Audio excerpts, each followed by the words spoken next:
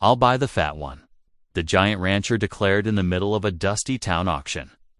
The crowd gasped. Was it a cruel joke or something no one could yet understand? A lonely rancher, haunted by loss. A young woman mocked and sold as worthless. But in that single moment, their lives took a turn no one could believe. What he did next would shake the whole town, setting her at his own table, protecting her name and sparking whispers from the church bell to the saloon. Yet, just as hope began to rise, a darker truth rode in. A slick railroad man with deeds and gunmen, ready to tear everything away. Hidden papers, old grudges, and a journey onto Apache land would test them both. Was she really just the fat one, or the answer to prayers he thought had died? And when the gun smoke clears, will the rancher's shocking choice save a valley or break both their hearts forever? Before we begin, share a piece of your world in the comments. Your city, your energy. It's a powerful thing, being part of something bigger than ourselves. The midday sun beat down mercilessly on Colorado town's Main Street as dust devils swirled between the weathered buildings. Townsfolk gathered in an unruly circle, their faces a mix of morbid curiosity and barely concealed disdain. At the center stood a wooden platform where three trembling sisters huddled together, their plain dresses worn but clean, their faces streaked with tears. The traitor, a man with yellow teeth and tobacco-stained vest, grabbed the youngest sister's arm. "Last one up for bid," he barked, shoving Ruthie Harper onto the platform. Bid on the hefty side, but might be worth something to someone. Cruel laughter rippled through the crowd. Ruthie's cheeks burned red as she struggled to keep her chin up, though her lower lip quivered. Her arms wrapped protectively around her middle, as if trying to hide herself from the jeering faces below. $5. Someone called out mockingly. $3. Another voice countered, triggering more laughter. "Ain't worth feed costs." A woman sneered from beneath a dusty parasol. The trader's face twisted with frustration as the bidding stalled. "Come now, folks. Sure, she ain't much to look at, but even a useless one can learn to work."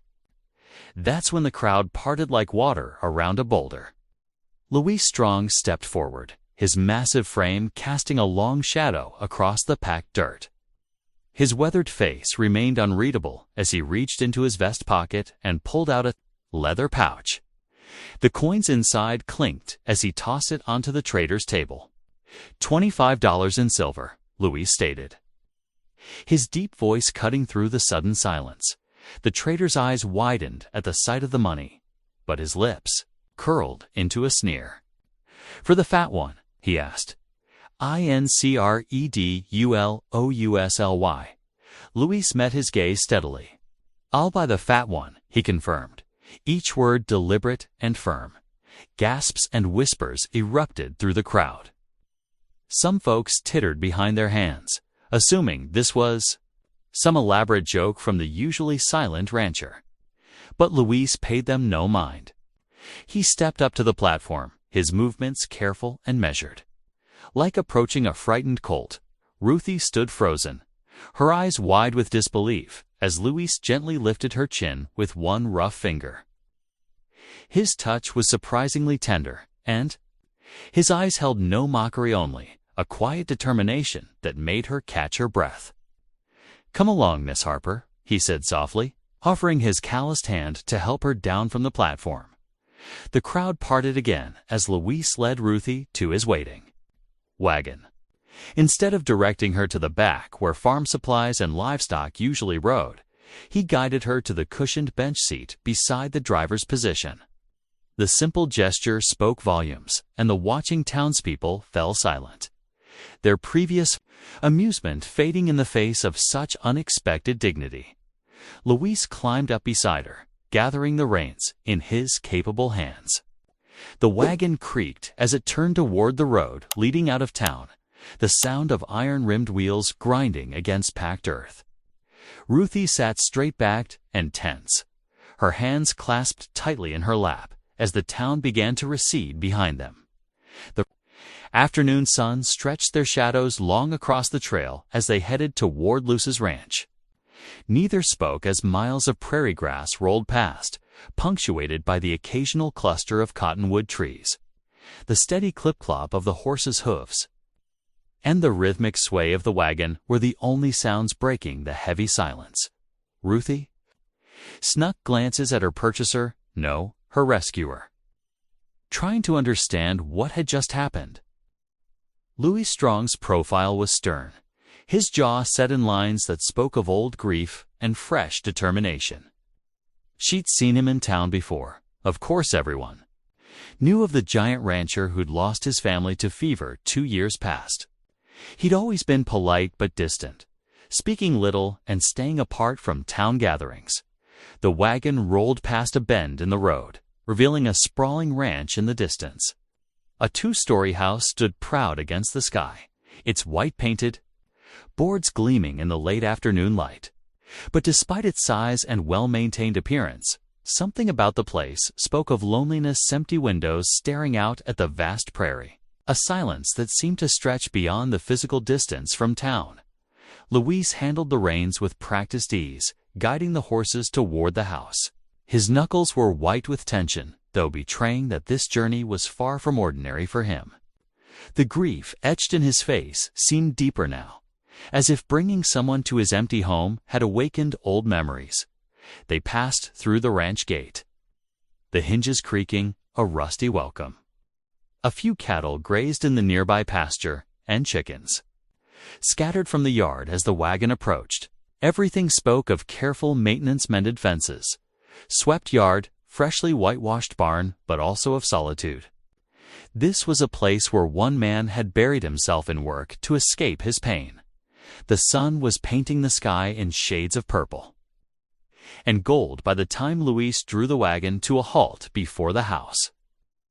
He set the brake and sat for a moment, as if gathering himself for what came next. Ruthie remained still, barely breathing, caught between fear of the unknown and desperate hope that this unexpected kindness was real. The moment stretched like pulled taffy until Luis finally turned to face her. His expression was solemn but gentle as he spoke his first words since leaving town. "Welcome home, Miss Harper." 3 simple words, but they carried the weight of dignity, respect, and the possibility of a new beginning. Ruthie felt tears prick at her eyes, but for the first time that day, they weren't tears of shame or fear. They were tears of gratitude for this man who had seen past the cruel jokes and mockery to treat her as a person worthy of respect. The evening shadows lengthened across the yard as Luis helped her down from the wagon, his strong hands steady and sure. Tomorrow would bring its own challenges, but for now, this moment of dignity was enough. The ranch might be lonely, but it offered shelter. And perhaps, though neither of them could know it yet, the chance for 2 wounded souls to heal each other. The wagon wheels crunched over gravel as Luis guided the horses through the ranch gate. Ruthie's eyes widened at the sprawling property before her, weathered fence posts stretching into the gathering dusk, tall barns standing sentinel against the purple sky, and a 2-story clapboard house glowing with warm lamplight from within. Luis had clearly prepared for her arrival, however unexpected it might have seemed to others. A lantern burned steadily in the front window, its flame a beacon of welcome in the deepening twilight. The yard was neat, though lonely chicken scratches in the dirt. But no children's toys or woman's flower gardens softened the working ranch's stark utility. The wagon creaked to a halt before the house steps. Luis climbed down first, his boots raising small puffs of dust. He turned and reached up to help Ruthie, his large hands steady and respectful as she descended. Her feet touched earth that belonged to this quiet giant of a man who had rescued her from public humiliation, yet her heart fluttered with uncertainty about what he expected in return. "This way, Miss Harper," Luis said softly, leading her up the worn wooden steps to the front door. The hinges protested slightly as he opened it, suggesting it hadn't welcomed many visitors lately. Inside, the house was clean, but carried an air of abandonment. Ruthie's eyes adjusted to the lamplight, taking in the tidy parlor with its simple furnishings. Everything was orderly, but dust had settled in the corners and along the windowsills where once a woman's careful attention might have kept it at bay. The room felt like a museum of better days, preserved but not truly lived in. Louis cleared his throat, his deep voice barely above a whisper. "My wife, Sarah, and our 2 little ones, they took fever 3 years ago." His words fell heavy in the still air. Didn't have the heart to change much since then. Ruthie's chest tightened with understanding.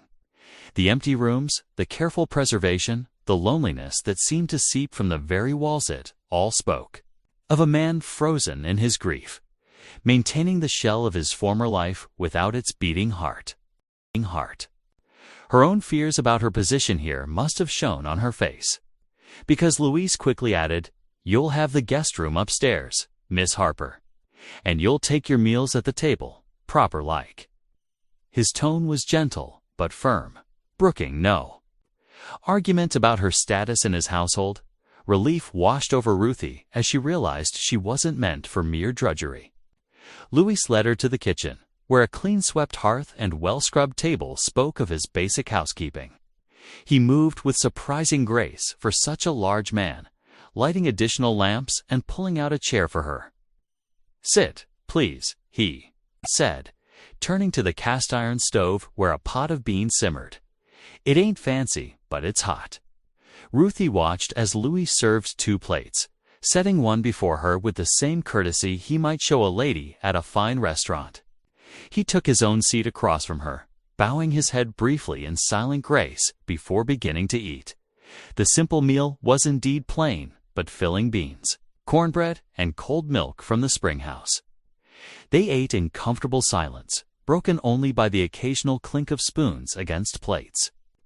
Through the window, a coyote's distant cry echoed across the prairie, making Ruthie shiver slightly.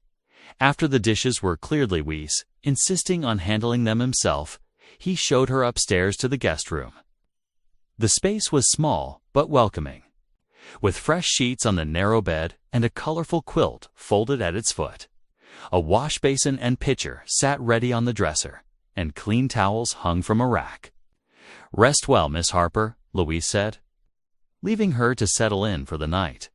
Alone in the quiet room, Ruthie sank onto the bed's edge. The events of the day seemed almost dreamlike, the horror of the auction block transformed into this unexpected sanctuary. More coyotes called in the distance, their voices rising and falling in lonely harmony. For the first time in years, since before her father's cruelty had crushed her spirit, Ruthie found herself whispering prayers into the darkness. They weren't the formal prayers of church services, but simple words of gratitude and hope, spoken from a heart beginning to believe in mercy again. Sleep came fitfully, her mind adjusting to new sounds and shadows. The house creaked and settled around her, and somewhere an owl called through the night. Before dawn, a rooster's crow startled her awake. Gray light was just beginning to seep through her window when she heard movement downstairs. Weiss already up and about his morning chores. Ruthie rose quickly, smoothing her rumpled dress as best she could. She found a worn but clean apron hanging on a hook behind the door and tied it on with trembling fingers. The weight of it felt right, like armor donned for battle. Whatever Luce's kindness meant, she was determined to prove herself useful, too. Show him his charity hadn't been wasted on her. Standing before the small mirror on the dresser, Ruthie squared her shoulders. She might be the fat one to the townspeople, but here in this house of second chances, she had the opportunity to be something more. Louis had treated her with dignity from the first moment, seeing past her size to her humanity. Now it was her turn to show him and herself what she was truly worth. Through the window, she could see Louis moving between the barn and the cattle pens, his broad shoulders already bent to the day's work. The sun wasn't yet above the horizon, but the ranch, was awakening to its daily rhythm.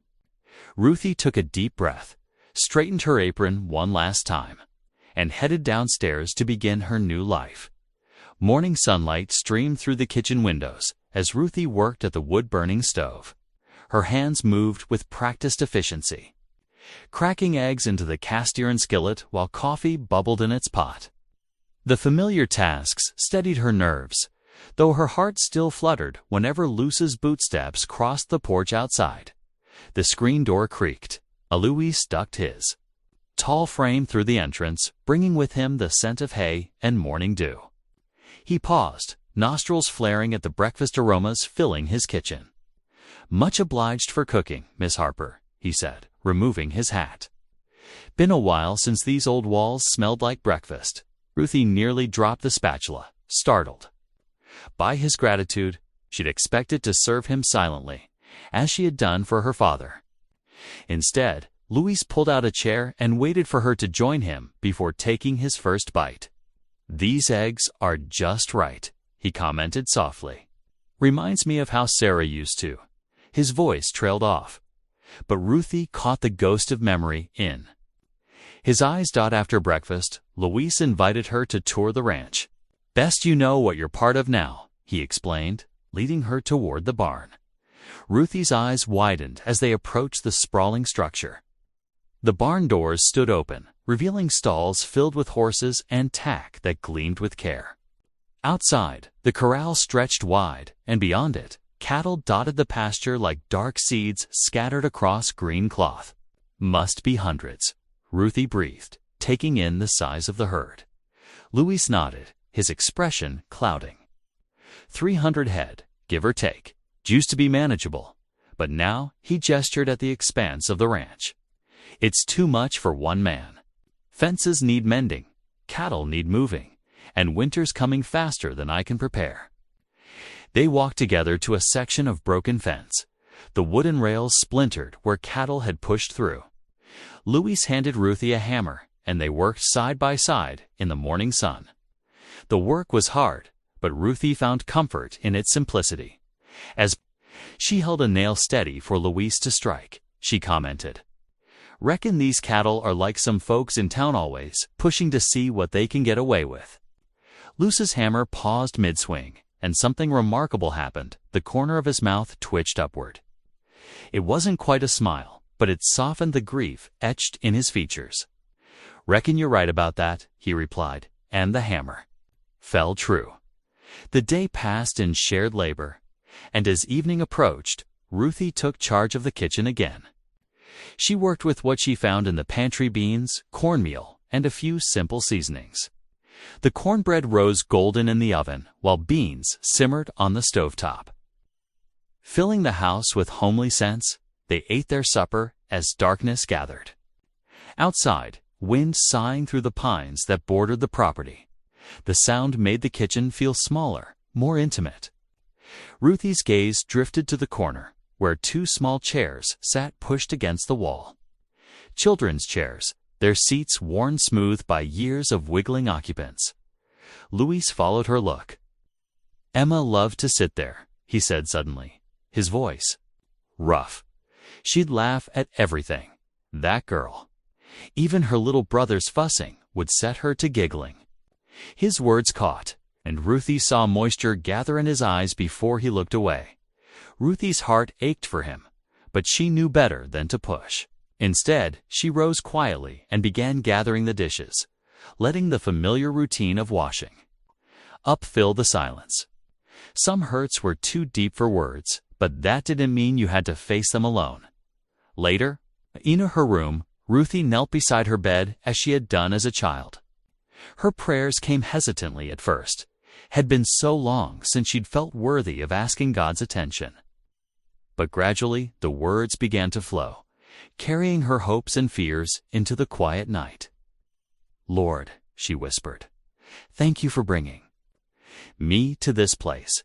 Help me be useful here, and please, please help Mr. Strong find peace." In his own room, Louis sat on the edge of his bed, listening to the soft murmur of Ruthie's prayers through the thin wall. His hand reached out, almost of its own accord, to touch the Bible that had gathered dust on his nightstand these past 3 years. His fingers traced the worn leather cover, remembering how Sarah used to read from it each night. For the first time since the fever took his family. Luis didn't immediately pull away from the memory. Instead, he held the Bible in his calloused hands, feeling its familiar weight. He didn't open it, not yet, but holding it felt like a first. Small step toward something he couldn't quite name.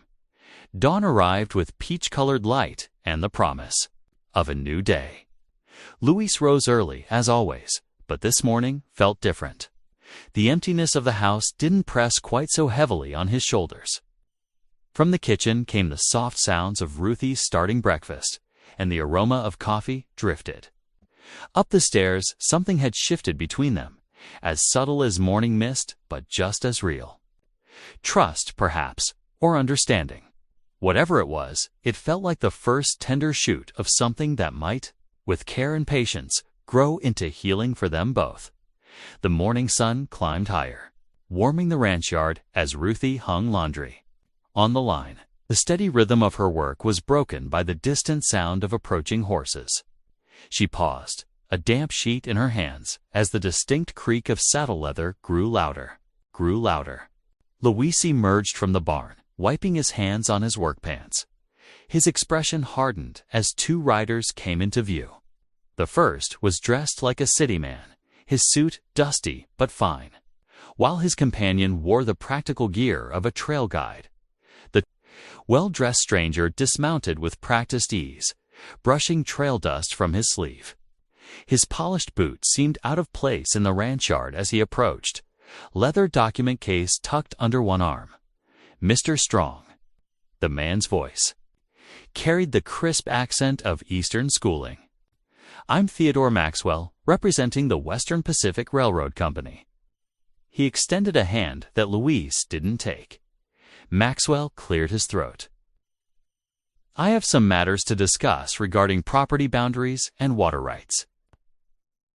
He pulled several papers from his case, the documents crackling in the dry air.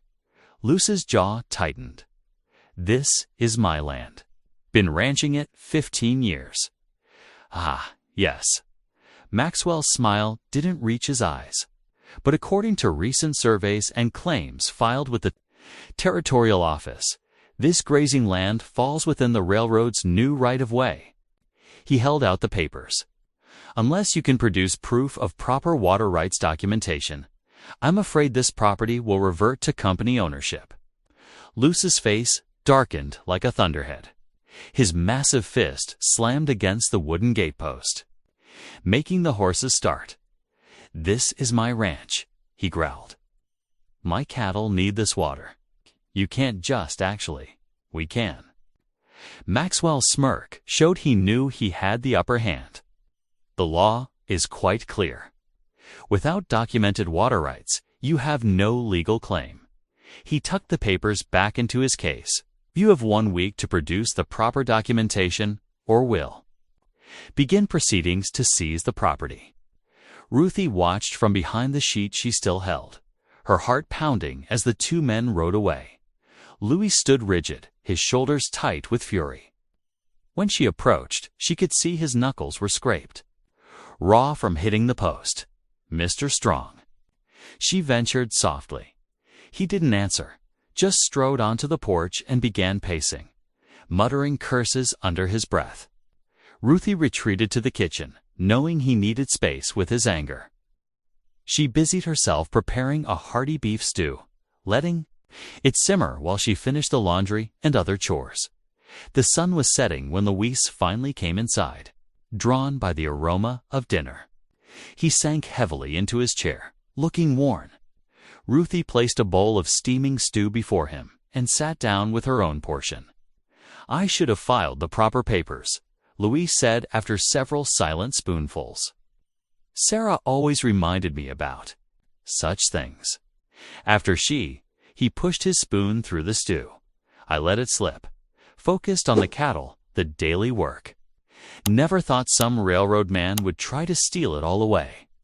Ruthie listened quietly, understanding the weight of his words. What happens if they take the water rights? Luce's face was grim in the lamplight. Without water access, the cattle can't survive. Whole ranch would be worthless. His spoon clattered against the bowl. Everything I built, everything Sarah and I created together, gone. Ruthie felt the despair in his voice, like a physical thing. There must be something we can do. Some way to prove your claim. Maybe there's paperwork somewhere. Sarah handled most of that. He rubbed his face. But I haven't touched her things since the fever took them. Wouldn't know where to look.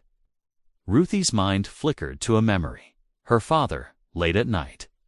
Slipping papers into the family Bible. Important documents he wanted to keep safe. She kept the thought to herself for now, not wanting to raise false hope. They finished their meal in heavy silence. The ticking of the mantel clock seemed louder than usual, counting down precious minutes. Outside, a coyote's lonely call echoed. Across the darkening ranch yard, Luis pulled out his pipe, but didn't light it, just turned it over and over in his hands. The lamplight cast deep shadows across his face, emphasizing the worry lines around his eyes. Ruthie cleared the dishes quietly, her mind working. "We'll start searching tomorrow," she said firmly, setting the bowls in the wash basin. Every drawer, every shelf, the papers must be somewhere. Luis nodded, but his expression remained troubled. When he stood to head upstairs, his movements were slow, as if the weight of the railroad's threat pressed down on his shoulders. Ruthie remained in the kitchen, watching the lamp flame flicker. The ranch had become more than just shelter to her in these few days. It was beginning to feel like home. The thought of losing it to the railroad made her chest tight with anxiety. She thought again of her father's Bible. How he'd trusted its sacred pages to protect important documents. Could Sarah have done something similar? The idea took root. In her mind, like a seed, waiting to sprout as she climbed the stairs to her room. The lantern's glow growing dim. Ruthie felt the heaviness of their situation settling over the house. This fragile piece she'd found, this chance at a new life, all of it hung by a thread. In the darkness, she whispered a prayer for guidance, for wisdom to help save the only real home she'd known in years. Through the wall, she could hear Luce's restless movements. Neither of them would find easy sleep tonight, not with the railroad's threat looming over them like storm. Clouds gathering on the horizon dot the days following the railroad agent's visit settled into a steady rhythm at the Strong Ranch. Ruthie rose before dawn each morning, determined to prove her worth. Her hands stayed busy from sunup to sundown patching worn shirts, rolling out biscuit dough and keeping the ranch house in order. Luis noticed. He'd catch glimpses of her through windows, watching how she attacked each task with quiet determination. The mending pile that had grown mountainous since Sarah's passing now dwindled day by day. Fresh baked bread appeared regularly on the kitchen table, its aroma filling the once empty rooms with warmth. One afternoon, storm clouds gathered dark over the ranch. Thunder cracked like rifle shots, spooking the younger calves in the corral. Before Luis could reach them, Ruthie was already there, her skirts whipping in the wind as she moved among the frightened animals. Her voice carried soft and steady. Over the storm's rumble, "They're now little ones," she murmured, stroking their trembling flanks. "No need to fret." Stood in the barn doorway, amazed as the calves settled under her gentle touch. She'd known exactly what to do, showing a natural way with the animals he hadn't expected. The next morning, Ruthie hitched up the wagon for a supply run into town. Luis watched her go, noting how straight she sat despite the weight of stairs. He knew she'd face. The general store bell jingled as Ruthie entered. Conversation died, replaced by whispers that scraped against her ears like thorns. "That's her, the fat one Strong bought. Can't believe he picked her at auction." Ruthie kept her chin up, setting her basket on the counter. "2 sacks of flour, please, and sugar, if you have it." The storekeeper's wife eyed her critically but began measuring out the items. Ruthie focused on her shopping list, trying to ignore the continued murmurs around her. Suddenly, a commotion erupted outside. The door burst open and Mrs. Patterson stumbled in, half carrying her young son, Tommy. The boy's face was flushed with fever, his eyes glazed. "Help!" Mrs. Patterson cried. "Skus collapsed in the street." The other customers drew back, fear of fever making them retreat. But Ruthie moved forward without hesitation, reaching for the sick child. "Bring him here," she directed, clearing space on a bench. Her hands were gentle but sure as she felt Tommy's forehead. "He's burning up. We need to cool him down." "Don't touch him," someone called. "You'll catch whatever he's got." Ruthie ignored them, focusing on the frightened mother and her suffering child. "Mrs. Patterson, I helped nurse fever patients before. Let me help. We can take him to the ranches. Quiet there, and I know what to do." The woman hesitated only a moment before nodding desperately. Together, they carried Tommy to Ruthie's wagon. The boy's head rested in his mother's lap as Ruthie drove carefully back to the ranch. Luis met them. In the yard, his face questioning. But seeing the sick child, he simply nodded and helped carry Tommy inside. While Ruthie prepared cool compresses and herb tea, Luis rode into town to fetch the doctor. Through the long night, Ruthie sat with Tommy. She bathed his hot forehead, spooned broth between his cracked lips, and sang soft hymns when he grew restless. Mrs. Patterson dozed fitfully in a chair nearby, exhausted with worry. Near dawn, Tommy's fever finally broke. His eyes cleared as he looked up at Ruthie. "I'm thirsty," he whispered. Mrs. Patterson burst into tears of relief, gathering her son close. The doctor, who had stayed through the night, nodded approvingly at Ruthie. "You knew exactly what to do," he said. "We need more folks with your kind." Of courage and skill, word spread quickly through town. The whispers changed tone. "Did you hear how she nursed the Patterson boy? Sat up all night with him, they say. Wasn't afraid of the fever at all. KB Strong knew what he was doing after. All. That evening, after Mrs. Patterson had taken Tommy home to recover, Luis and Ruthie sat down to a simple supper. Steam rose from bowls of beef stew as Luis cleared his throat awkwardly. "Been a long while since I said grace," he admitted. "But reckon tonight calls for it." He bowed his head. "Lord, thank you for sending us Ruthie, for her brave heart and healing hands. And thank you for helping her show us all what true worth looks like. Amen." Ruthie ducked her head, wiping tears. From her cheeks, no one had ever thanked God for her before. The words filled an empty place in her heart she hadn't known was there. Later, lying in her bed, Ruthie listened to the nighttime sounds of the ranch. Cicadas sang their endless song in the darkness. Through her window, she could see lamplight, still glowing in the kitchen where Luis sat at the table, smoking his pipe and staring into distance. But the distance in his eyes had changed. The sharp edge of grief that usually haunted his features had softened somehow. Like spring thaw coming slowly to frozen ground, something was warming in him. Ruthie pulled her quilt closer, feeling truly at home for the first time since arriving. At the ranch dot in the kitchen below, Luis tamped out his pipe and stood slowly.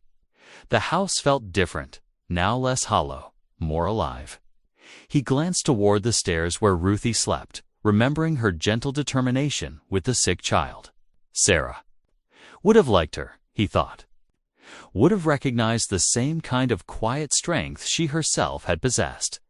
The cicadas sang on as Luis prepared for bed, their chorus a reminder that life continued, that healing came in its own time, and that sometimes help arrived in unexpected packages. The Sunday afternoon sun slanted golden through the parlor windows of the Strong ranch house. Ruthie had just returned from the small clapboard church in town, her spirit lifted by the morning's hymns. Luis had stayed behind to tend the cattle. But he'd insisted she'd take the wagon into town for services.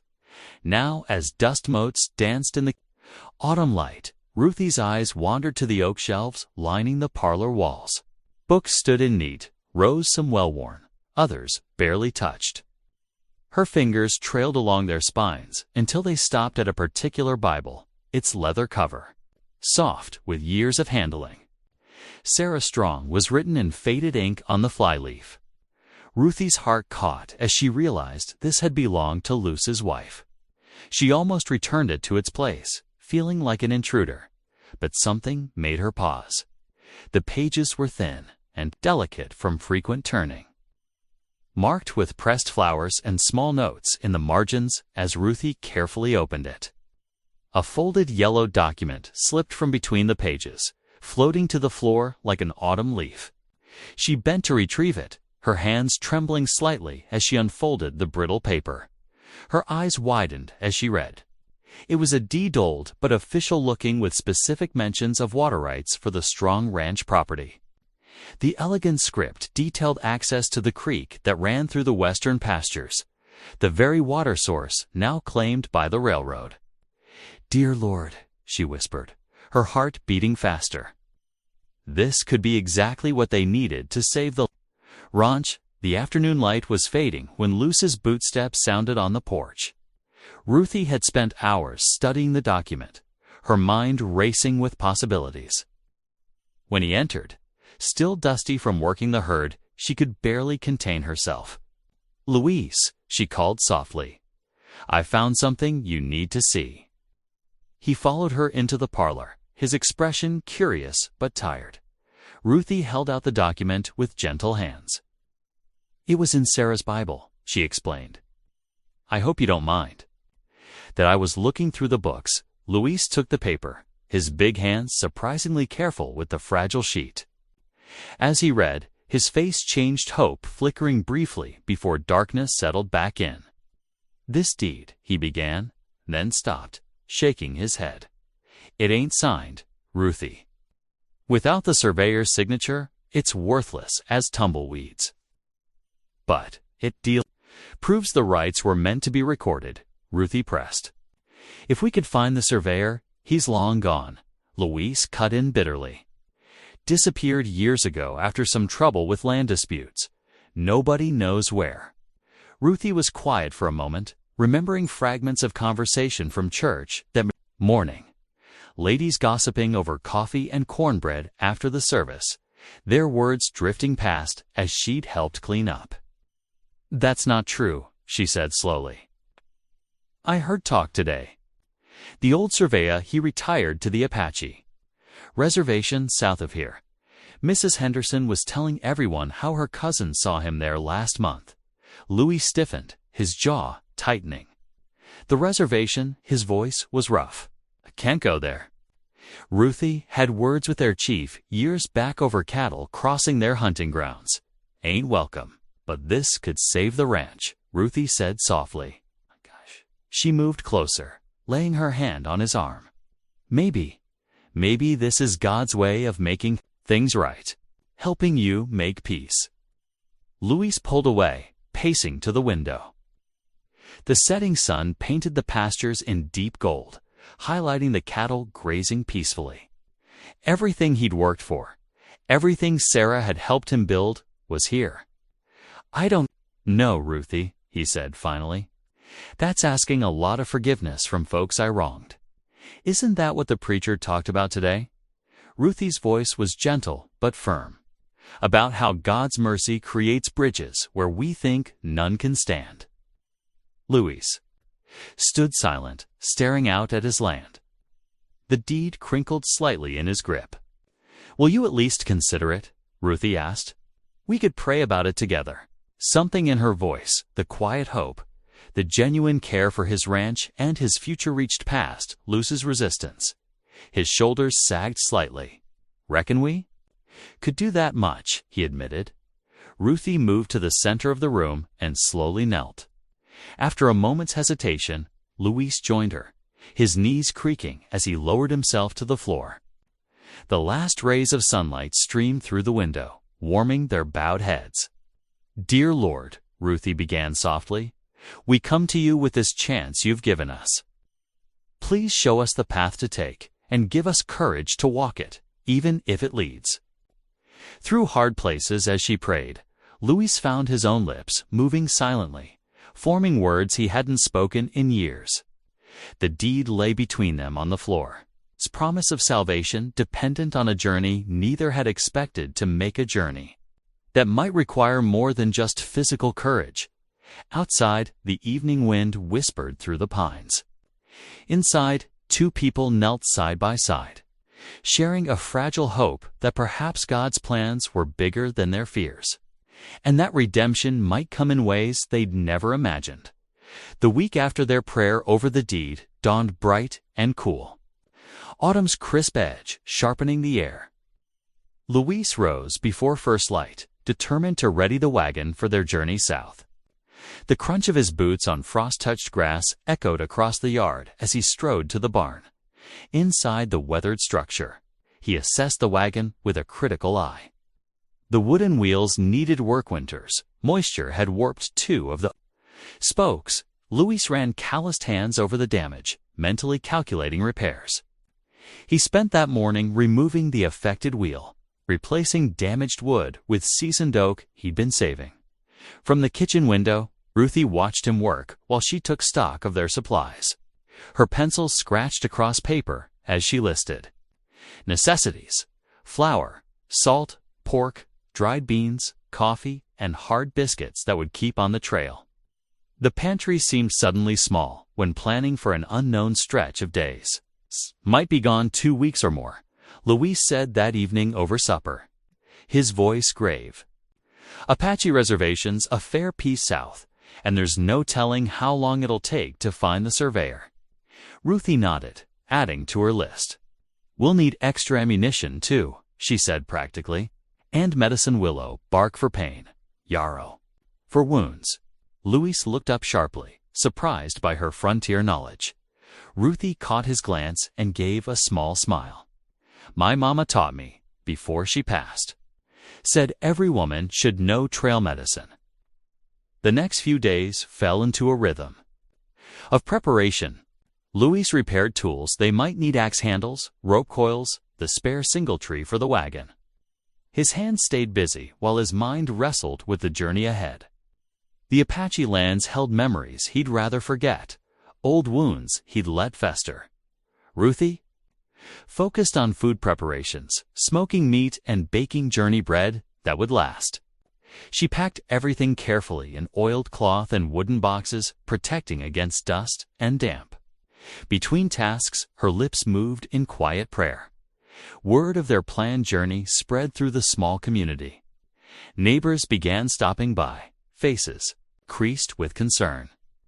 "Ain't safe, heading onto Apache land," warned old Tom Henderson, leaning on their fence one afternoon. "Them people got long memories for grudges." Louis scowled, hands tightening on the hammer he held. But before he could speak, Ruthie stepped forward from the porch. "We're going with peace in our hearts," she said firmly, "and faith that the Lord guides our path." Her quiet conviction silenced the warnings, though doubtful looks remained.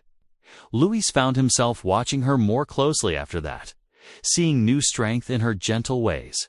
The evening before their departure, storm clouds gathered dark on the horizon. Thunder rumbled distant warnings as they sat down to their last supper at home. The kitchen felt smaller somehow, more precious for knowing they were leaving it. Ruthie bowed her head as they settled at the table. "Dear Lord," she prayed, her voice steady and clear, "watch over us as we journey. Guide our steps and grant us wisdom. Help us find the path to justice and protect this home while we're away. Amen." Louis found himself drawing comfort from her words, though prayer still felt foreign on his own tongue. He watched her over the simple meal of beans and cornbread, seeing how the lamplight softened her features. Something warm and unfamiliar stirred in his chest. They rose before dawn the next morning, moving through familiar tasks that now held new meaning. Luis harnessed the horses while Ruthie made a last check of supplies. The morning air held a bite that warned of coming winter. When everything was ready, Luis turned to help Ruthie onto the wagon seat. His hands lingered at her waist as he lifted her, gentle despite his strength. Their eyes met briefly before he looked away, uncertain of the feelings rising in him. Ruthie settled her shawl around her shoulders as Luis climbed up beside her. The first rays of sun were just touching the eastern hills as he flicked the reins. The wagon wheels creaked into motion, drawing them away from the ranch house's familiar silhouette as their home faded into the distance.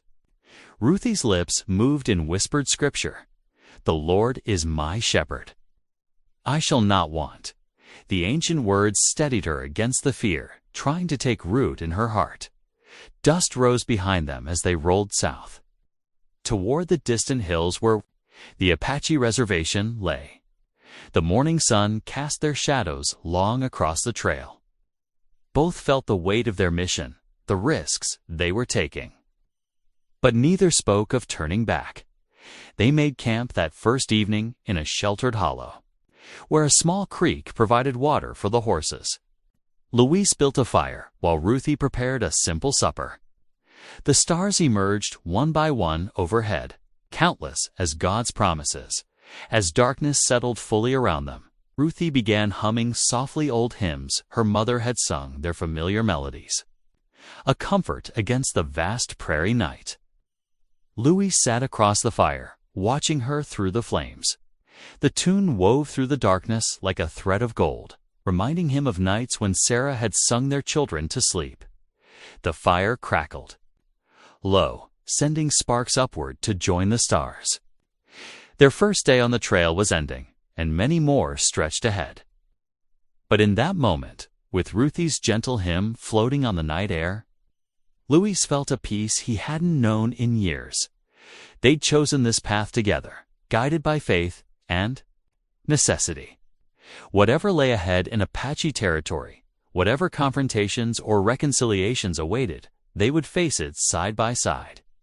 The thought settled in Luis's heart like a warm coal, glowing with unexpected hope. The wagon wheels crunched steadily over the endless prairie grass, marking time like a heartbeat against the earth. Luis held the reins loose but ready, his dark eyes constantly sweeping the horizon.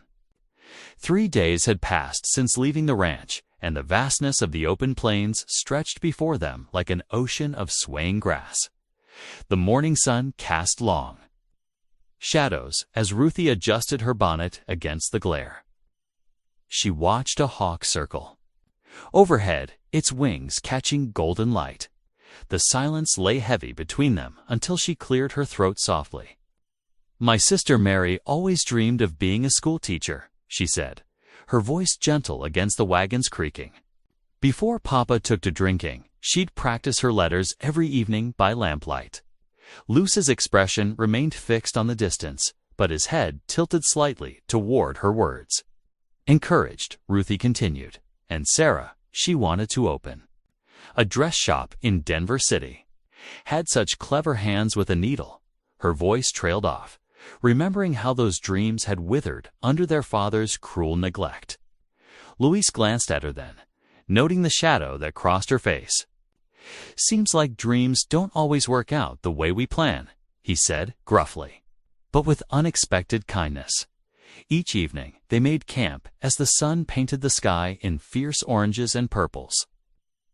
Ruthie would prepare their simple suppers of beans and journey bread, while Luis tended the horses and checked their supplies. Under the vast canopy of stars, she would bow her head and pray, her voice carrying clear in the night air. "Dear Lord, watch over us on this journey," she would say. "Guide our path and soften hearts that need your touch." Luis found himself listening more intently each night, something in her steadfast faith calling to the broken places in his soul. The walls he'd built around his grief began to crack, letting in thin streams of light. On the third morning, as they crossed a shallow creek bed, a sharp crack split the air. The wagon lurched sideways, nearly throwing Ruthie from her seat. Luis cursed, jumping down to examine the damage. "Axles split," he growled, kicking at the wheel in frustration. Damn dry wood couldn't take the strain. But Ruthie was already beside him, her skirts gathered as she knelt in the dust. "We can brace it," she said firmly. "Hold it steady while I wrap it with the spare leather strips." Luis stared at her in surprise, then nodded. Together they worked in the growing heat, her smaller hands steady and sure as they bound the cracked beam.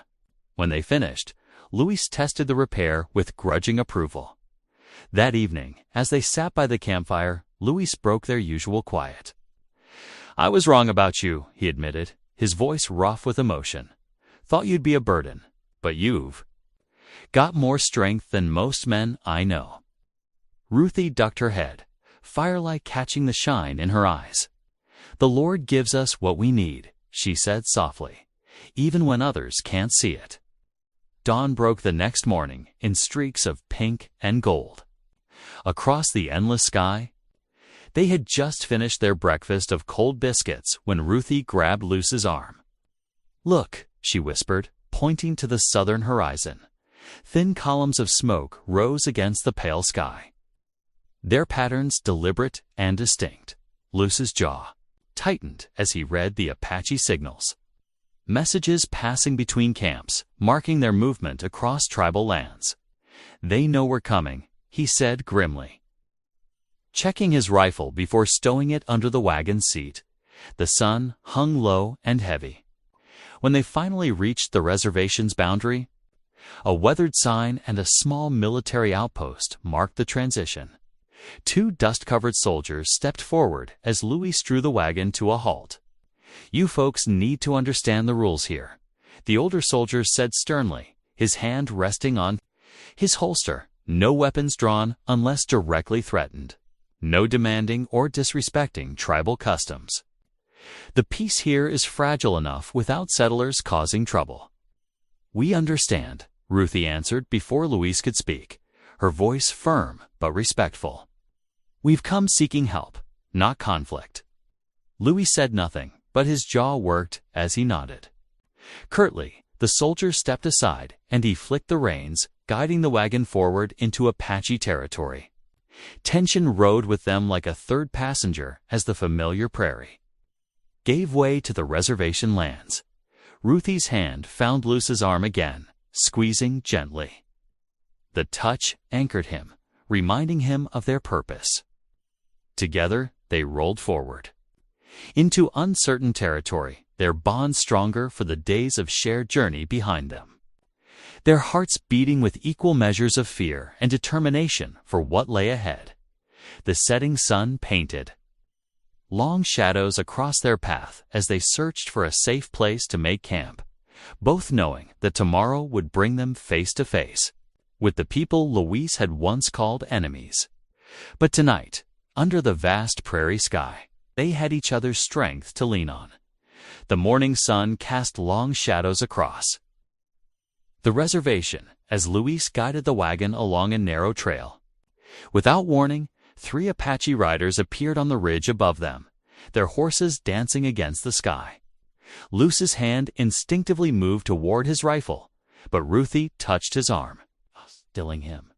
The riders approached swiftly, their faces stern beneath wide-brimmed hats that mixed tribal and settler styles. The leader raised his hand, signaling them to halt. Luis drew the wagon to a stop, his shoulders tense as iron. Ruthie immediately bowed her head in greeting. "Good morning," she said clearly, her voice warm with respect. "We seek Thomas Walker, the surveyor who once worked these lands. We come in peace, asking help for a just cause." The Apache riders exchanged glances, surprised by her manner. The leader studied her face, noting the genuine humility in her expression. After a long moment, he nodded and gestured for them to follow. "Walker lives beyond the creek," he said in clear English. "We will take you." They escorted the wagon along a winding path that cut through stands of juniper. Luis remained silent, but Ruthie could feel him gradually relaxing as their guides proved courteous. After a mile, they crested a small rise, revealing a weathered cabin nestled against a hillside. Smoke curled from its chimney, and children played in the yard. An older man emerged from the cabin, Thomas Walker, his hair gone white but his stance still straight. Beside him stood his Apache wife, her dark eyes alert as she watched the wagon approach. The children gathered close to their mother, curious. But cautious Walker stepped forward as Louis helped Ruthie down from the wagon. "What brings settlers to my door?" he asked, his tone guarded. Ruthie smoothed her skirts and met his gaze directly. "Sir, we've come about water rights you once surveyed. Lives and livelihoods depend on your testimony." Walker's face hardened. "I left that work behind. Too many disputes, too much greed. I want no part of it now." But Ruthie persisted gently. "We found your original deed in an old Bible," she explained. "The ranchers speak of how fair you were, how you protected both settler and tribal claims. That legacy of justice, it matters still." Walker's wife stepped forward, touching her husband's arm. She spoke softly in Apache, then switched to English. "Listen to them, Thomas. The young woman speaks with an honest heart." After a moment's consideration, Walker gestured toward the cabin. "Come inside, share our meal, and we can talk." Inside, the cabin was warm and well-kept, with colorful woven blankets on the walls and the smell of roasting venison in the air. Walker's wife, introducing herself as Running Stream, set places at the table while the children watched from corners. As they ate the tender venison, Ruthie spoke of the ranch, of Luce's loss, and of the railroad's threats. She reached for her own worn Bible and opened to Amos. The scripture says, "Let justice roll down like waters, and righteousness like an ever-flowing stream." Running Stream nodded approvingly. "Your words remind me of the old ones who taught that water belongs to all living things." Walker set down his fork, his expression thoughtful. "The deed you found, I remember it well. That spring-fed creek was meant to serve both cattle and tribal lands downstream. The railroad has no right to claim it." He looked at his wife, who smiled encouragingly. After a long moment, he straightened his shoulders. "I'll ride back with you," he declared. "My testimony should settle this matter properly." Louise, who had barely spoken, suddenly found his voice. "Thank you," he said hoarsely. "We are much obliged." He turned to Ruthie, his eyes full of wonder at how she had bridged what seemed an impossible divide. Running Stream insisted they stay the night, offering warm blankets and a protected spot to camp near the cabin. The Apache escorts remained nearby, now as guards rather than watchers. As darkness settled over the land, Ruthie and Louise sat beside their small fire. The sound of children's laughter drifted from the cabin, mixing with the evening songs of birds. "See," Ruthie whispered, her face glowing in the firelight. "God makes enemies into friends." Louise looked at her, really looked at her, and for the first time since she'd known him, a full smile broke across his face. It transformed him, erasing years of grief for one bright moment. The expression held such warmth that Ruthie had to catch her breath. Around them, the night settled peaceful and secure. Tomorrow would bring the journey back to town. But tonight, they rested in the knowledge that their mission had succeeded. More than that, they had found friendship where Louise had once known only bitterness, and hope where there had been only fear. The cabin's windows glowed with lamplight as Walker's family prepared for evening. Their host's kindness had turned strangers into welcome guests, just as Ruthie's gentle faith had turned an old surveyor's reluctance into willing help. It was, Louise realized, watching Ruthie bid the children good night, a kind of miracle as quiet and profound as spring water flowing. From Desert Rock, dawn painted the eastern sky in pale gold as Louise hitched the horses to the wagon. Thomas Walker mounted his own horse, checking his saddlebags where the precious deed lay secure.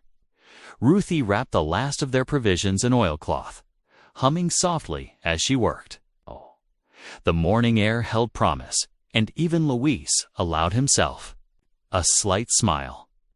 "Reckon we'll make good time today," Walker said, adjusting his hat against the rising sun. "Weather's holding fair." They set out with spirits high, the wagon wheels creaking a steady rhythm across the prairie. Ruthie sat between Luis and Walker on the wagon seat, occasionally pointing out wildflowers that dotted the grass. The morning passed peacefully into afternoon, the sun climbing high overhead. But as shadows began to lengthen, Luis tensed. His eyes narrowed at movement on a distant ridge. "Something ain't right," he muttered, reaching slowly for his rifle. Before he could grasp it, riders emerged from behind a cluster of rocks spreading across the trail ahead. 6 men, their faces hard beneath pulled-low hats, rifles glinting. In the sun. "Railroad men, hold it right there," the leader shouted, his voice cutting through the prairie silence. Luis yanked the reins, bringing the wagon to a sharp halt. Walker's horse danced nervously beside them. Ruthie's hands clutched the seat edge, her knuckles white. The first shot cracked without warning. Walker jerked, crying out as crimson bloomed across his shirt. He toppled from his horse, striking the ground hard. No. Ruthie screamed as more shots split the air. Luis shoved her down behind the wagon seat, drawing his Colt single action. The familiar weight steadied his hand as he returned fire, but the odds were impossible. Bullets splintered wood around them. Too. Men circled behind the wagon while Luis was pinned down. They grabbed his satchel, tearing through it until they found the deed. Their laughter carried across the prairie as they waved the paper triumphantly. "Looking for this?" One sneered, touching a match to its corner. The paper curled and blackened in the wind. Ruthie tried to reach Walker, but rough hands seized her arms, dragging her back. "Well, ain't you a plump little thing?" a voice mocked. "No wonder Strong keeps you around. Probably cook better than you look." Luis lunged at the man, but others caught him. Fists drove into his face and stomach until he sagged, blood streaming. From his nose and split lip, Ruthie screamed again, tears cutting tracks through the dust on her cheeks. The railroad men weren't finished. They pulled supplies from the wagon, scattering them across the ground. Then came another match, tossed into the wagon bed. Flames licked up the wooden sides, consuming their provisions and hope together. "That'll teach you to mess with railroad." "Business," the leader spat. They mounted up, still laughing, and galloped away across the prairie. Ruthie crawled to Luis, cradling his bloodied head in her lap. "Please, please be alive," she whispered, her tears falling onto his face. His eyes fluttered open, unfocused but alive. Walker lay groaning nearby, clutching his side where the bullet had struck. The wagon burned behind them, black smoke billowing into the afternoon sky. Their water, food, and blankets turned to ash as the flames roared higher. Hours crept past. The sun sank toward the horizon, painting the smoke orange and red. Ruthie tore strips from her petticoat to bind Walker's wound and clean Luce's face. Her prayers never ceased, a constant whisper against the crackling flames and prairie wind. As dusk gathered, hoofbeats approached. Ruthie's heart seized with fresh fear until she recognized the Apache riders from the reservation, led by Walker's wife's brother. They'd seen the smoke, heard the gunfire from miles away. The Apache warriors worked quickly, skilled hands checking wounds and binding them with poultices of herbs. They brought water from their own skins, helping Luis and Walker drink. 2 riders set out to gather what scattered supplies could be salvaged. "We will guide you home," the leader said, helping Walker onto a spare horse. "The night comes cold, and you have far to go." They made camp as darkness fell, using blankets the Apache shared. Walker rested easier after their medicine, though. Pain lined his face. Louis sat propped against a saddle, one eye swollen shut, but breathing steadily. Ruthie couldn't sleep. She huddled near the dying embers of their small fire, arms wrapped around her knees. The stars wheeled overhead, cold and distant as railroad men's hearts. Her prayers continued, barely audible above the night wind. "Please, Lord," she whispered, rocking slightly. "Don't let despair win. Show us your path through this darkness. Give us strength to go on." Louis stirred, reaching out to touch her hand. His fingers were gentle, despite their bruises. "We ain't beaten yet," he murmured hoarsely. "Long as we're breathing, there's hope."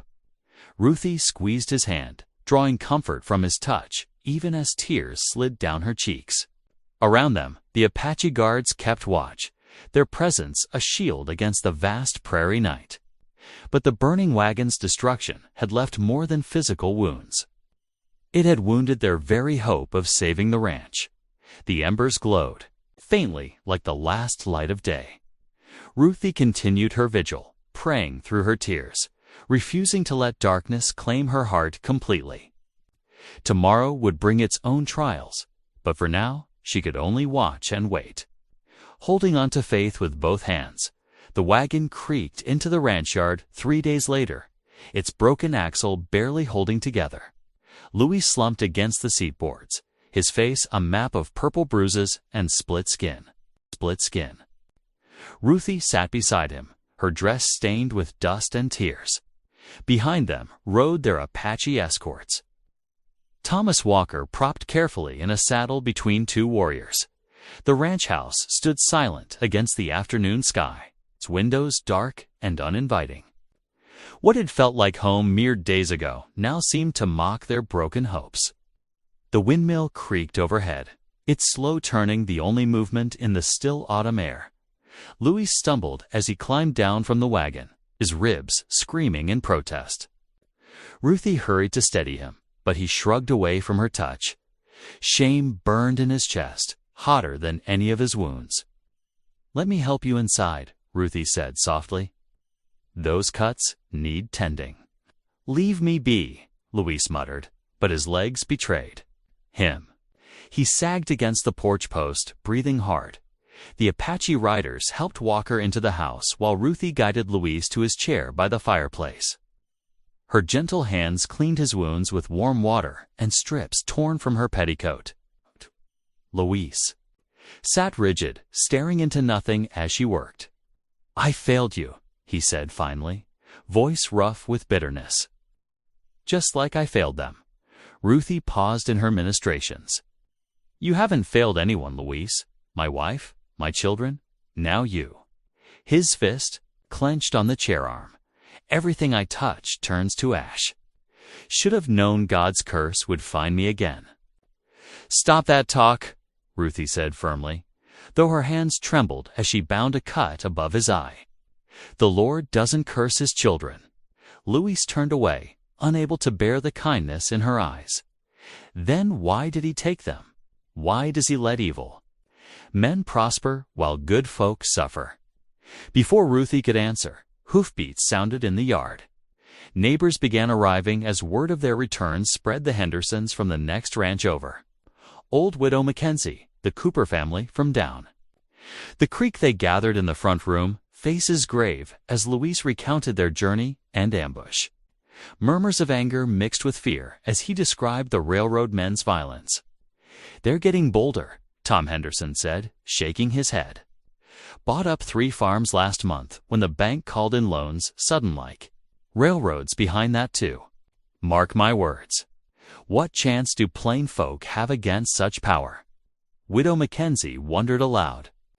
"They've got money, guns, and the law in their pocket." Ruthie had been quiet, listening. Now she rose from her chair beside Louise, hands clasped tight before her. Her voice shook but grew stronger with each word. "We have something stronger than money or guns," she said. "We have faith in a God who sees the lowly and lifts them up." The room stilled as she spoke. Even Luis lifted his head to watch her. Remember Ruth in Scripture? A widow with nothing but faith and courage. Remember Esther, who saved her people through trust in God's purpose. Ruthie's eyes shone with tears, but her voice held firm. The Lord promises justice for widows and orphans. He promises to restore what locusts have eaten. She looked around, the room meeting each neighbor's gaze. Will you stand with us, not just for this ranch, but for all our homes? For the belief that right can triumph over might. A long silence followed. Then Tom Henderson stood, hat in hand. The Hendersons. Stand with you, Miss Ruthie, whatever comes. One by one, the others rose, Widow Mackenzie with her twisted hands. The Coopers with their 5 children, more neighbors who had gathered on the porch. We'll testify about them railroad men, Cooper said. Tell the marshal what we saw of their doings. I've got spare cattle you can borrow, Henderson added. Help rebuild the herd. Widow Mackenzie pressed Ruthie's hand. My Harold left me his old law books. Might be something in there about water rights that could help. His neighbors shared what they could offer. Luis watched Ruthie's face glow with grateful tears. His own eyes burned as he witnessed the community rally around them, shamed by his earlier despair. The sun was setting when the last neighbor left. Ruthie moved about the kitchen, lighting the lamp and setting water to boil for tea. Her prayers drifted softly through the house as she worked, a gentle stream of gratitude and petition. Luis stood in the kitchen doorway, watching her. The lamplight caught the silver threads in her dark hair, the quiet strength in her movements. She had faced mockery, violence, and loss without breaking. While he had cursed God, she had trusted. While he had pushed help away, she had drawn it near. Something cracked in his chest. Luis found himself sinking to his knees there in the doorway, hands pressed to his face. For the first time since fever took his family, tears came.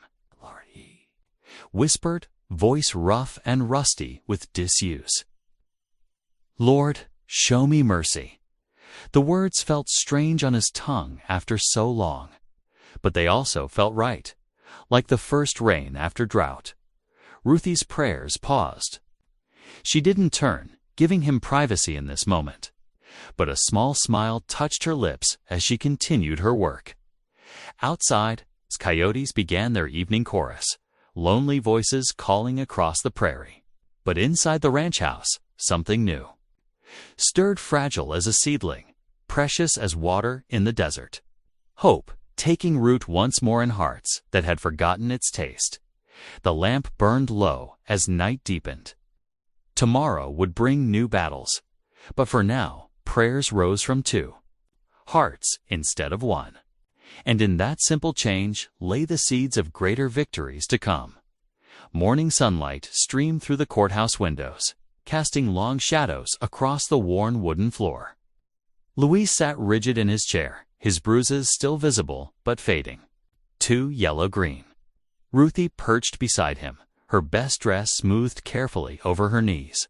Around them, neighbors filled the benches, the Hendersons, Coopers, and Widow Mackenzie among them.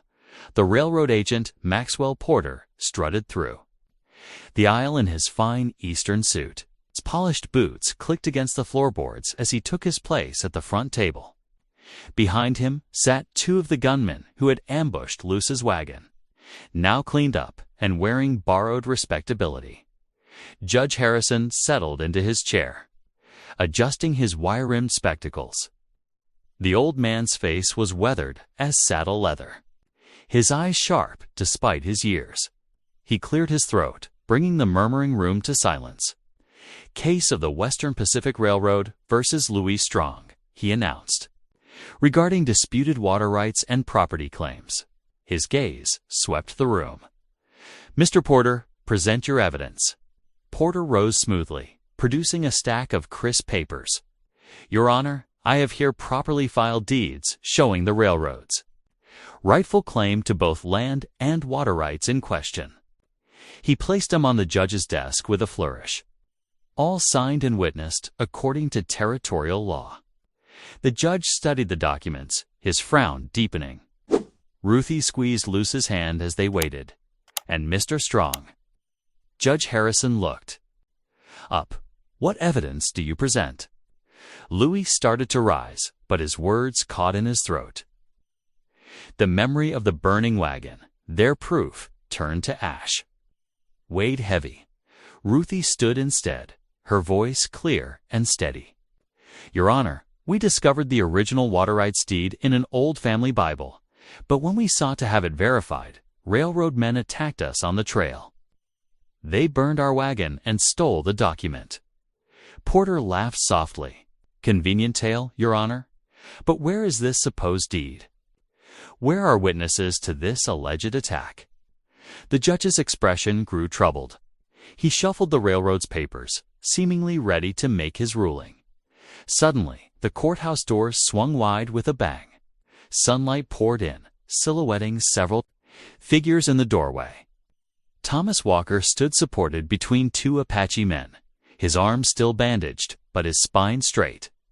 Behind them, more Apache riders filled the street. Gasps rippled through the courtroom. Porter's face drained of color. Walker limped forward, his voice carrying clearly.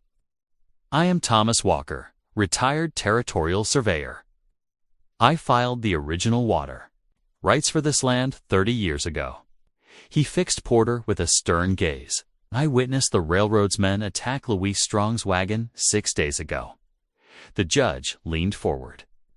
Mr. Walker, you can verify the deed's existence. I can do more than that, Your Honor. Walker produced a leather folder. These are my original survey notes and copies of all deeds I filed, including the water rights granted to the Strong Ranch. More murmurs filled the room.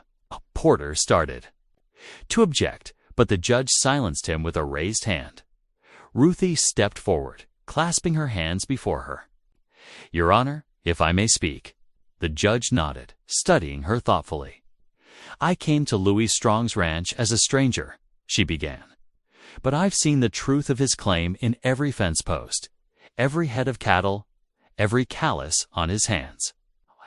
When we found that original deed, we sought only justice, not for ourselves alone, but for all who work this land honestly. Her voice grew stronger as she continued. The railroad men who attacked us showed their true nature. They used violence instead of law, theft instead of truth. They prove they know their claims are false. She gestured to the neighbors filling the benches. These good people can testify to the railroad's pattern of threats and corruption. They've seen farms seized, loans called in suddenly, honest folk driven from their land. The judge removed his spectacles, polishing them slowly as he considered. Porter shifted nervously, his earlier confidence evaporating. At last, Judge Harrison replaced his glasses and sat up straight. I've heard enough. He lifted his gavel. This court finds in favor of Louis Strong. The water rights and all associated lands are hereby confirmed as his legal property. Furthermore, he fixed Porter with a stern glare. I am referring evidence of the railroad's criminal actions to the territorial marshal. The gavel cracked down with finality. Joy erupted in the courtroom. Neighbors surged forward to congratulate Louis and Ruthie. Porter stormed out, shouldering roughly past the celebrating crowd. The Apache men who had accompanied Walker nodded in satisfaction. One spoke quietly to Ruthie in his own tongue, touching his heart in respect. She bowed her head in return, tears of gratitude shining in her eyes. As afternoon faded to evening, the celebration spilled into the street. Townsfolk who had once mocked Ruthie now pressed her hands warmly, praising her courage. Children darted between adults, waving small flags someone had brought. The church bells began to ring, their joyful pealing echoing across the rooftops. Lanterns appeared in windows, their warm glow pushing back the gathering dusk. Someone started playing a fiddle. Widow Mackenzie organized ladies to bring out pies and cornbread from the church kitchen. Ruthie stood on the courthouse steps, watching it all with wonder. For the first time in her life, she saw respect in every face turned toward her, not mockery, not pity, but genuine admiration. Luis came to stand beside her, his large hand finding hers. He gazed down at her, seeing not the fat one from the auction block, but a woman of remarkable strength and grace. His heart swelled with emotions he hadn't dared feel since losing his family. Without words, he lifted her hand and pressed it gently to his chest, letting her feel his heart's steady beat. Ruthie's answering smile outshone all the lanterns in town. The church bells rang on as darkness settled over the celebrating town, their bronze voices carrying a message of justice restored and hope renewed. Tomorrow would bring new challenges, but tonight belonged to joy. The courthouse steps gleamed golden in the last rays of sunset. Lantern light danced across the faces of townsfolk gathered in celebration, their voices raised in happy chatter. Ruthie stood near the top step, her cheeks flushed with the evening's triumph, when Louis Strong's deep voice cut through the festive air. "Folks, if I might have your attention." Louis raised his massive hand, and the crowd gradually fell silent. Even the fiddler lowered his bow. All eyes turned to the giant rancher. Still bearing fading bruises from the ambush, but standing tall and proud, he cleared his throat, his voice carrying across the courthouse square. "Many of you were there that day at the auction block." Several people shifted uncomfortably, remembering their own jeers. "You thought I was buying property, a servant, maybe, or worse, someone to mock." Ruthie felt her chest tighten as Louis turned to face her fully. His dark eyes, usually so guarded, now shone with emotion. But God had other plans, Louis continued. "I'd been praying, you see. Praying for help with the ranch, yes, but more than that." His voice grew softer, though it still carried in the hushed square. "I was praying for someone to heal the emptiness in my home, someone to bring light back into those dark rooms." Gasps rippled through the crowd as Luis reached for Ruthie's hand. She felt the familiar calluses of his palm, saw the tremble in his strong fingers. "When I saw you on that auction block, Ruthie Harper, I saw courage. I saw kindness. I saw the answer to every prayer I'd whispered in those lonely years." Luce's voice caught. "These past weeks, you've proved yourself 100 times over. You faced down railroad men.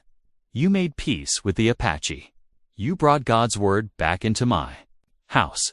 Tears spilled down Ruthie's cheeks as Louis slowly, deliberately lowered himself to one knee before her. The crowd pressed closer, holding their breath. "I didn't buy you as property," Louis declared. "I was following God's guidance to the woman. He meant to be my wife." His free hand pulled something from his vest pocket, a simple gold band that had belonged to his mother.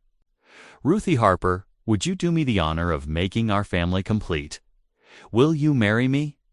Ruthie's hands flew to her mouth, a sob catching in her throat. For a moment, she could only stare at this man, this giant, gentle soul who had seen worth in her when others saw only shame, who had given her dignity instead of disdain, who had opened his wounded heart to love again. "Yes," she whispered, then louder as joy burst through her tears. "Yes." The crowd erupted in cheers and applause. Women openly wept, men whooped and whooped and whooped and whooped, and tossed their hats in the air. Even the Apache guests smiled broadly.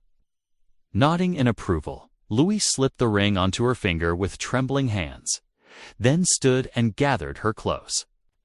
Ruthie pressed her face against his chest, feeling his heart thundering beneath his shirt. Pastor Wells stepped forward from the crowd, his weathered Bible already in hand. The townspeople quickly formed a circle around the couple as the pastor raised his arms for quiet. "It seems the Lord has blessed us with more than one miracle today," Pastor Wells said, smiling. "Shall we ask his blessing on this union right here and now?" Louise and Ruthie turned to face him, hands still clasped. The pastor's voice rose strong and clear in the evening air, speaking ancient words of blessing over the couple.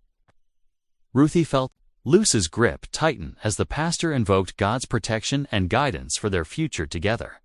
As the blessing ended, more cheers filled the square. Someone started singing a hymn, and others quickly joined in. The music swelled into the darkening sky as folks began organizing an impromptu celebration. Parade to escort the couple home. Lanterns bobbed like earthbound stars as the procession wound its way out of town. Wagons and riders fell in behind Luce's buggy, their lights stretching back as far as Ruthie could see when she turned to look. The sound of singing and laughter echoed across the valley. When they reached the ranch, Louis helped Ruthie down from the buggy with special tenderness.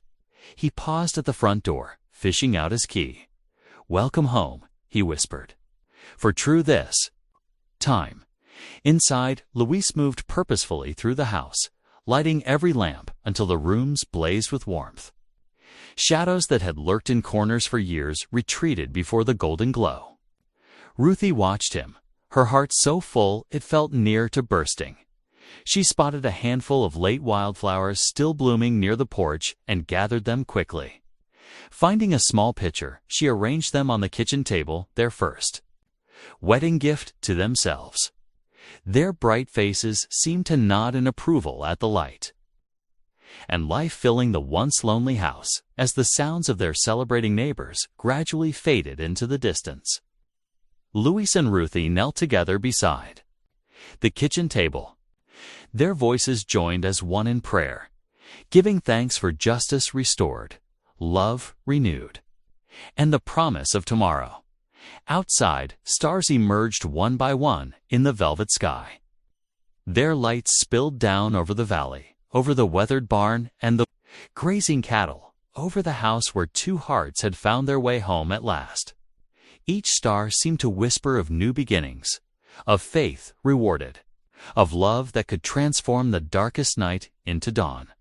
The ranch bloomed with new life as summer stretched into autumn. Where silence once ruled, joyful sounds now filled every corner. 3 widow families and their children had found shelter under Louise and Ruthie's expansive roof, turning empty rooms into havens of hope. In the barn, young voices rang out as children helped with morning chores. "Miss Ruthie, look at the new calf," called 8-year-old Sarah, one of the orphans who'd arrived last month. Ruthie smiled, watching the girl gently stroke the wobbling creature's head. Each evening, as the sun painted the western sky in gold and purple, hymns drifted from the house's open windows. Ruthie's clear, strong voice led the singing while Louise sat in his chair, contentedly turning pages of his Bible. The words that had once felt like ash in his mouth now flowed with renewed meaning as he read. Aloud by lamplight, wagons rolled up regularly, bringing neighbors with fresh-baked bread and preserves for Sunday suppers. The valley's lamp, folks called the ranch now, and indeed, its warmth drew people like moths to flame. On this particular evening, Louise and Ruthie stood together on the porch, their fingers intertwined. Children's laughter spilled from inside, mixing with the dinner preparations and gentle conversation. Louise bent down, pressing a tender kiss to Ruthie's forehead. "You saved me," he whispered, voice rough with emotion. Ruthie squeezed his hand. "We saved each other." Through every window, lamplight poured out into the gathering dusk, a beacon of God's mercy made manifest. Inside, another hymn began, and the sounds of their makeshift family rose up to meet the first stars appearing in the wide western sky. Thanks for taking a moment to feel with me. If this story reminded you of what matters, hit subscribe. I'll be here tomorrow, continuing our story.